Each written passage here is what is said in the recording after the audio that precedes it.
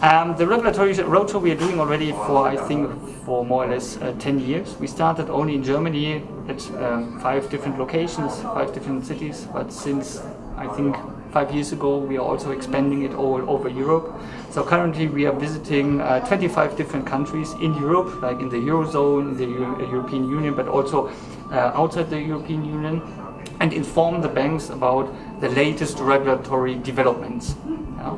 And as you know, since the financial crisis, there are a lot of regulatory developments, and therefore it's very important for us to inform our clients about them, and then of course also for our help. I think currently we are in the situation that the rules are very new, so banks have to analyze what will be the future impact, and how these new regulations will impact their business strategy and their business model. Because one big change when we talk about Basel IV is also the increase in the risk sensitivity. Therefore, banks with a high risk profile will have a high increase of risk-weighted assets. On the other hand, banks with a low risk profile have a low risk increase in their risk-weighted assets.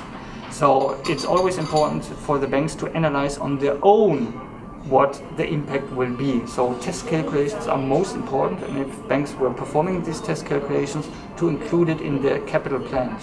And therefore they have the transparency if they have to do some major strategic decisions.